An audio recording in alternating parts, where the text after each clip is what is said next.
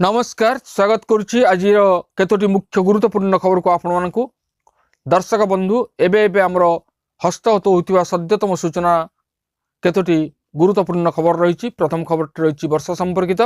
तबे जानिबा पाणीपाग विज्ञानी माने कौन आकलन करछंती, वर्षा केउ केउ स्थान को रही, शीत समय वर्षार पूर्वानुमान करिछि पाणीपाग विभाग। ते से संबंध में संपूर्ण विवरणी मुझे वीडियो प्रदान करी से निश्चित वीडियो को प्रथम शेष पर्यंत देखिए। जब वीडियो भल लगे तो पाखे लाल बटन निश्चित सब्सक्राइब करेंगे, पाखे आसुवा बेल आइकन बजाइदेवे और ऊपर आसुवा ऑल नोटिफिकेशन क्लिक करने भूलें, जहाँफल एभली वीडियो सर्वप्रथम आपण निकट में पहुँच पार।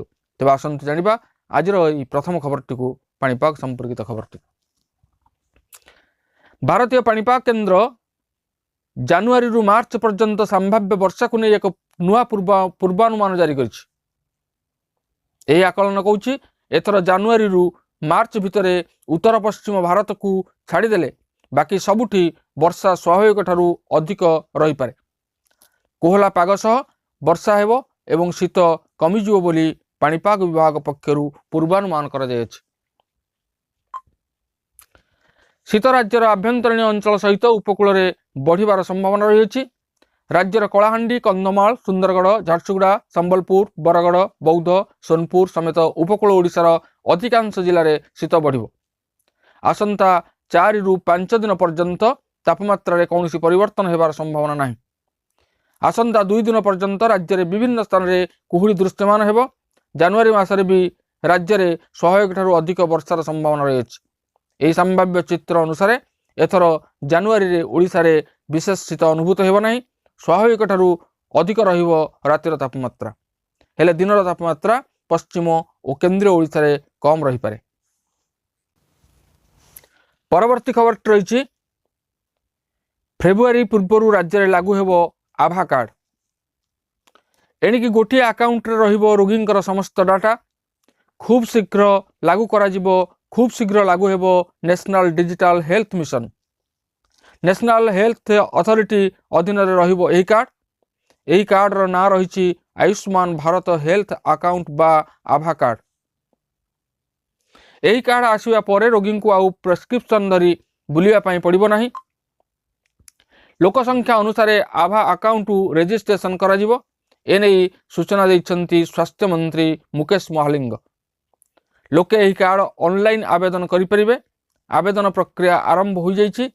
आयुष्मान कार्ड सह यही कार्ड मिलवा नहीं सूचना रही। सेहीपरि क्यूआर कोड मध्य रहिबो, जहाँ स्कान करिया परे रोगी पूर्व तथ्य विषय रे समस्त प्रकार सूचना मिल पारिबो। तेबे केउ तारीख सुद्धा यही कार्ड मिलिबो से नहीं कौनसी सूचना प्रकाश पाई नाही। परवर्ती खबर रही आसंता काली ठारू कृषि ओडिशा 2025 आरंभ। जोग देवे 10,000 कृषक। ओडिशा सरकार कृषि और कृषक सशक्तिकरण विभाग द्वारा आसंता काली ठारू 3 दिन पर्यंत भुवनेश्वर बरमुंडा विजु पट्टनायक खेल पड़िया कृषि ओडिशा 2025 आयोजन करने को जाउछंती। एही समारोह रे आसंता काली दिन 11 मुख्यमंत्री मोहन चरण माझी करकमल रे उद्घाटन हेबो। उपमुख्यमंत्री तथा कृषि और कृषक सशक्तिकरण मंत्री कनकवर्धन सिंहदेव समेत बहु मान्यगण्य व्यक्ति उद्बोधन देवे। यही कार्यक्रम रे राज्यर विभिन्न प्रांतर प्राय 10,000 कृषक जोगदेवे। ओडिशा कृषि ओडिशा 2025 विषय वस्तु रही चिरंतन खाद्य प्रणाली पाई एक प्रयास। प्रथम दिन विषय वस्तु रहिबो जलवायु उपयोगी खाद्य पद्धति और जलवायु त्वरित उद्यान कृषि। द्वितीय दिवस मूर्तिका स्वास्थ्य प्राकृतिक कृषि और यार मूल्य श्रृंखला। एवं तृतीय दिवस विषय हेउची पानी पंचायत पक्षपालन सहित धारावाहिक जलशासन नीति। परवर्ती खबर रही मुख्यमंत्री एक बड़ घोषणा, बढ़िला भत्ता राशि। स्वाधीनता संग्रामी दिवस समारोह रे मुख्यमंत्री मोहन माझी बड़ घोषणा करिसेंती। गुरुवार राज्य सरकार स्वाधीनता संग्राम भत्ता वृद्धि करिसेंती। कारावरण करिथिबा स्वाधीनता संग्रामी मानकर पेंशन 2 गुणा होइछि। कारावरण करिथिले 10,000 बदल रे 20,000 पाइबे। कारावरण करि नथिले 9,000 परिवर्ते 15,000 टंका पाइबे। सेहीपरि जातीय पेंशन पाउथिबा संग्रामी 8,000 टंका पाइबे।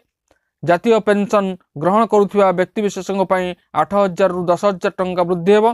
एथिसह जेउ माने जरूरीकालीन समय रे मेंटेनेंस ऑफ आभ्यंतरीण सुरक्षा आईन अधीन रे अटक रहिथिले सेमाने वर्तमान 20,000 टंका ପାଇବାକୁ ଯୋଗ୍ୟ ଅଟନ୍ତି। ଏହି ବୃଦ୍ଧି ଭାରତର ଇତିହାସରେ ପ୍ରମୁଖ ସମୟ ମଧ୍ୟରେ ଏହି ବ୍ୟକ୍ତିବିଶେଷଙ୍କ ଦ୍ୱାରା କରାଯାଇଥିବା ବଳିଦାନକୁ ସ୍ୱୀକାର କରେ ଏବଂ ସେମାନଙ୍କୁ ଉନ୍ନତ ଆର୍ଥିକ ସହାୟତା ଯୋଗାଇବାକୁ ଲକ୍ଷ୍ୟ ରଖିଛି। ଯେଉଁମାନେ ସ୍ୱାଧୀନତା ଆଡ଼କୁ ଭାରତର ଅଶାନ୍ତ ଯାତ୍ରାର ଅଂଶ ଥିଲେ ସେମାନଙ୍କୁ ମଧ୍ୟ ଏହା ବହୁ ଆବଶ୍ୟକୀୟ ଆର୍ଥିକ ସହାୟତା ଯୋଗାଇ ଦେଇଛି। ପରବର୍ତ୍ତୀ ଖବରଟି ରହିଛି ଓଡ଼ିଶାରେ ପହଞ୍ଚିଲା double decker bus. Double decker electric bus ମହାରାଷ୍ଟ୍ରରୁ ଆସି ଗୁରୁବାର ବ୍ରହ୍ମପୁରରେ ପହଞ୍ଚିଛି। ଏହି ଡବଲ ଡେକର ଡିଜାଇନରେ ଓଡ଼ିଶାର କଳା ଏବଂ ସଂସ୍କୃତି ରହିଛି। ଏହାଦ୍ୱାରା ଟ୍ୱିନ୍ ସିଟି ଏବଂ ପୁରୀରେ ଅଧିକ ଆରାମଦାୟକ ଯାତ୍ରା କରିବାକୁ ସକ୍ଷମ ହେବେ, କାରଣ ଡବଲ ଡେକର ଇଲେକ୍ଟ୍ରିକ ଏହି ବସ୍ ଯାତ୍ରୀମାନଙ୍କୁ ନିଜ ଗନ୍ତବ୍ୟ ସ୍ଥାନକୁ ନେଇଯିବ।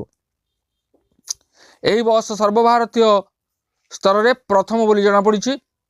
ଥରେ ବିଦ୍ୟୁତ୍ ସଂଯୋଗ କଲେ ଏହା ପ୍ରାୟ 250ରୁ 300 କିଲୋମିଟର ପର୍ଯ୍ୟନ୍ତ ଯାଇପାରିବ। ବସ୍ଟି 55 ସିଟ୍ ବିଶିଷ୍ଟ ହୋଇଥିବା ବେଳେ ଏହାର ବେଗ 45 କିମି ରହିଅଛି। ଏହା ଶୀତତାପ ନିୟନ୍ତ୍ରକ ବସ୍ ହୋଇଥିବା ବେଳେ ତାହା ସବୁବେଳେ CCTV ନଜରରେ ରହିବ। ଏଥିସହ ଏହାର ସିଟ୍କୁ ବି ଯାତ୍ରୀଙ୍କ ନିମନ୍ତେ ଆରାମଦାୟକ କରାଯାଇଅଛି। ସବୁଜ ଶକ୍ତି ବୃଦ୍ଧି ତଥା ଅଙ୍ଗାରକାମ୍ଳ ହ୍ରାସ ପାଇଁ ସରକାରଙ୍କର ଉଦ୍ୟମ ଏକ ଅଂଶ ଭାବରେ ଭୁବନେଶ୍ୱର, କଟକ ଏବଂ ପୁରୀରେ ଡବଲ ଡେକର ଚାଲିବ ବୋଲି ଗୃହ ଓ ନଗର ଉନ୍ନୟନ ମନ୍ତ୍ରୀ କୃଷ୍ଣଚନ୍ଦ୍ର ମହାପାତ୍ର ପୂର୍ବରୁ ଘୋଷଣା କରିଥିଲେ। ଏହା ମଧ୍ୟ ଏହି ସହରଗୁଡ଼ିକରେ ଟ୍ରାଫିକ୍ ଚାପକୁ ହ୍ରାସ କରିବ। ଯଦି ଏହି ସହରଗୁଡ଼ିକରେ ଡବଲ ଡେକର ଯୋଗାଇବା ସଫଳ ହୁଏ ତେବେ ଏହି ସୁବିଧା ଅନ୍ୟ ସହରାଞ୍ଚଳକୁ ବିସ୍ତାର ହେବ ବୋଲି ମନ୍ତ୍ରୀ କହିଛନ୍ତି। ସରକାରୀ ସୂତ୍ରରୁ ପ୍ରକାଶ ଯେ ପ୍ରଥମ ପର୍ଯ୍ୟାୟରେ ଖୋର୍ଦ୍ଧା, ପୁରୀ ଏବଂ କଟକ ଜିଲ୍ଲା ପାଇଁ 5ଟି ଡବଲ ଡେକର ଏହି ଇଲେକ୍ଟ୍ରିକ ବସ୍ କ୍ରୟ କରାଯିବ। ପରବର୍ତ୍ତୀ ଖବରଟି ରହିଛି ପୁଣି ବଢ଼ିଲା ସୁନା ଦାମ। ସୁନା କିଣିବା ପାଇଁ ଚିନ୍ତା କରିବା ସମୟରେ ଏହାର ବୃଦ୍ଧି ପାଉଥିବା ମୂଲ୍ୟ ଅଧିକାଂଶଙ୍କର ମୁଣ୍ଡବିନ୍ଧାର କାରଣ ପାଲଟିଛି। ତେବେ ଗତ କିଛି ଦିନ ପୂର୍ବରୁ ସୁନା ଦାମ କମ୍ ହୋଇଥିଲେ ମଧ୍ୟ ପୁଣି ଏହାର ଦାମ ବୃଦ୍ଧି ପାଇଛି। ଆଜି ଭାରତୀୟ ବଜାରରେ 22 କ୍ୟାରେଟ ସୁନା ଦର 10 ଗ୍ରାମ ପ୍ରତି 71,800 ଟଙ୍କା ଥିବା ବେଳେ 24 କ୍ୟାରେଟ ସୁନା 10 ଗ୍ରାମ ପିଛା 78,300 ଟଙ୍କା ରହିଅଛି। ପରବର୍ତ୍ତୀ ଖବରଟି ରହିଛି ପ୍ରଧାନମନ୍ତ୍ରୀ ଶ୍ରୀ ନରେନ୍ଦ୍ର ମୋଦିଙ୍କ ଅଧ୍ୟକ୍ଷତାରେ କେନ୍ଦ୍ର କ୍ୟାବିନେଟ୍ ଆଜି ପ୍ରଧାନମନ୍ତ୍ରୀ ଫସଲ ବୀମା ଯୋଜନା ଏବଂ ପୁନର୍ଗଠିତ ପାଣିପାଗ ଆଧାରିତ ଫସଲ ବୀମା ଯୋଜନାକୁ 2021-22 ଠାରୁ 2025-26 ପର୍ଯ୍ୟନ୍ତ ଜାରି ରଖିବାକୁ ମଞ୍ଜୁର କରିଛି। ଏହି ନିଷ୍ପତ୍ତି 2025ରୁ 26 ପର୍ଯ୍ୟନ୍ତ ସାରା ଦେଶରେ କୃଷକମାନଙ୍କ ପାଇଁ ଅଣପ୍ରତିରୋଧ ଯୋଗ୍ୟ ପ୍ରାକୃତିକ ବିପର୍ଯ୍ୟୟରୁ ଫସଲ ପ୍ରତି ସୃଷ୍ଟି ହେଉଥିବା ବିପଦ ବିରୁଦ୍ଧରେ ବୀମା ଯୋଗାଇବାରେ ସାହାଯ୍ୟ କରିବ।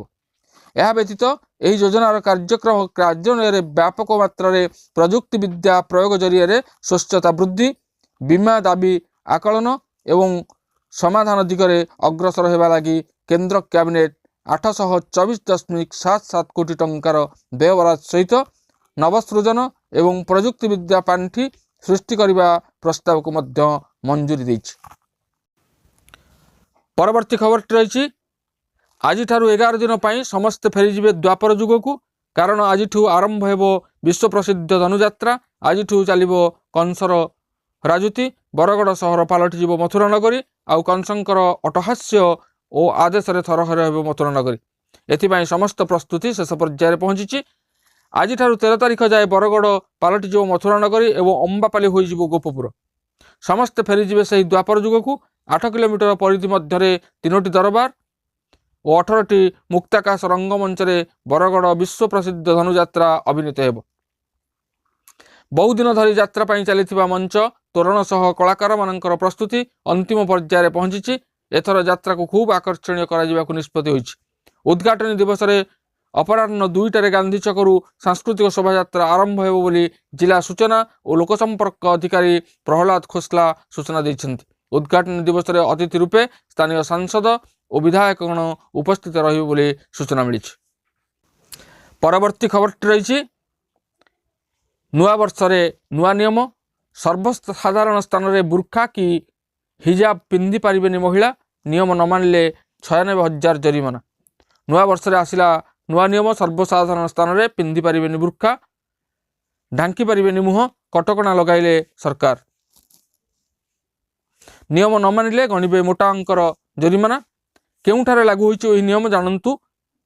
ନୂଆବର୍ଷର ପ୍ରଥମ ଦିନରୁ ସୁଇଜରଲ୍ୟାଣ୍ଡରେ ଲାଗୁ ହେଲା ଏହି ନୂଆ ନିୟମ। ଏବେ ସର୍ବସାଧାରଣ ସ୍ଥାନରେ ମହିଳାମାନେ ଢାଙ୍କି ପାରିବେନି ମୁହଁ। ବୁର୍କା ଏବଂ ହିଜାବ ପରିଧାନ ଉପରେ କଟକଣା ଲଗାଇଲେ ସରକାର। ଆଇନ ଅନୁସାରେ ବୁର୍କା କିମ୍ବା ଅନ୍ୟ କୌଣସି ମାଧ୍ୟମରେ ମୁହଁ ଢାଙ୍କିବା ଲାଗି ମନା ହୋଇଛି। କେବଳ ସେତିକି ନୁହେଁ, ଆଇନ ଉଲ୍ଲଂଘନ କଲେ ମୋଟା ଅଙ୍କର ଦଣ୍ଡ ଗଣିବେ। 96,000 ଟଙ୍କା ପର୍ଯ୍ୟନ୍ତ ଜରିମାନା ଲାଗିବ। ରାଷ୍ଟ୍ରବ୍ୟାପୀ ଜନମତ ସଂଗ୍ରହ ମାଧ୍ୟମରେ ଏହି ଆଇନ ପାରିତ ହୋଇଛି। ବୁର୍ଖା ବ୍ୟାନ୍ ପାଇଁ 2021ରେ ସୁଇଜରଲ୍ୟାଣ୍ଡରେ ଜନମତ ସଂଗ୍ରହ କରାଯାଇଥିଲା। ଏଥିରେ 51.21% ନାଗରିକ ବୁର୍ଖା ବ୍ୟାନ୍ ସପକ୍ଷରେ ଭୋଟ ଦେଇଥିଲେ। ଏହାପରେ ବୁର୍ଖା ବ୍ୟାନ୍ ଲାଗି ଆଇନ ଅଣାଯାଇଥିଲା। ପରବର୍ତ୍ତୀ ଖବରଟି ରହିଛି, ଜାନୁଆରୀ 6 ତାରିଖରେ ମୁଖ୍ୟମନ୍ତ୍ରୀଙ୍କର ଜନ ଅଭିଯୋଗ ଶୁଣାଣି ବନ୍ଦ ରହିବ। ଏନେଇ ସାଧାରଣ ପ୍ରଶାସନ ଓ ସାଧାରଣ ଅଭିଯୋଗ ବିଭାଗ ପକ୍ଷରୁ ବିଜ୍ଞପ୍ତି ପ୍ରକାଶ ପାଇଛି। ସୂଚନାଯୋଗ୍ୟ ଯେ ଆସନ୍ତା ଜାନୁଆରୀ 6 ତାରିଖରେ ମୁଖ୍ୟମନ୍ତ୍ରୀଙ୍କର ଜନ ଅଭିଯୋଗ ଶୁଣାଣି ବନ୍ଦ ରହିବ। ମୁଖ୍ୟମନ୍ତ୍ରୀଙ୍କର ଅନ୍ୟ ଗୁରୁତ୍ୱପୂର୍ଣ୍ଣ କାର୍ଯ୍ୟ ଥିବାରୁ ଜାନୁଆରୀ 6 ତାରିଖରେ ଭୁବନେଶ୍ୱର ୟୁନିଟ୍ 5 ସ୍ଥିତ ମୁଖ୍ୟମନ୍ତ୍ରୀଙ୍କ ଅଭିଯୋଗ ପ୍ରକୋଷ୍ଠରେ ଜନଶୁଣାଣି ବନ୍ଦ ରହିବ। ପରବର୍ତ୍ତୀ ଖବରଟି ରହିଛି, ରାଜ୍ୟର ସରକାରୀ ଅନୁଦାନ ପ୍ରାପ୍ତ ବିଦ୍ୟାଳୟ ଓ ମହାବିଦ୍ୟାଳୟର ଶିକ୍ଷକ ଓ କର୍ମଚାରୀମାନଙ୍କର ଗ୍ରାଚ୍ୟୁଇଟି ବୃଦ୍ଧି କରିଛନ୍ତି ମୁଖ୍ୟମନ୍ତ୍ରୀ ଶ୍ରୀ ମୋହନ ଚରଣ ମାଝୀ। ମୁଖ୍ୟମନ୍ତ୍ରୀଙ୍କର ନିଷ୍ପତ୍ତି ଅନୁଯାୟୀ ରାଜ୍ୟର ସରକାରୀ ଅନୁଦାନ ପ୍ରାପ୍ତ ବିଦ୍ୟାଳୟ ଓ ମହାବିଦ୍ୟାଳୟର ସରକାରୀ ଅନୁଦାନ ପ୍ରାପ୍ତ ଶିକ୍ଷକ ଓ ଅଣଶିକ୍ଷକ କର୍ମଚାରୀମାନଙ୍କର ମୃତ୍ୟୁ ଓ ଅବସରକାଳୀନ ଗ୍ରାଚ୍ୟୁଇଟି 5 ଲକ୍ଷରୁ 7.5 ଲକ୍ଷ ଟଙ୍କାକୁ ବୃଦ୍ଧି କରାଯାଇଅଛି। ତେବେ ଏ ଥିଲା ଆଜିର ମୁଖ୍ୟ କେତୋଟି ଗୁରୁତ୍ୱପୂର୍ଣ୍ଣ ଖବର। ଆଜି ପାଇଁ ଏତିକି, ପୁଣି ଦେଖା ହେବା ଆଗାମୀ ଭିଡ଼ିଓରେ। ରହୁଛି, ଧନ୍ୟବାଦ, ନମସ୍କାର।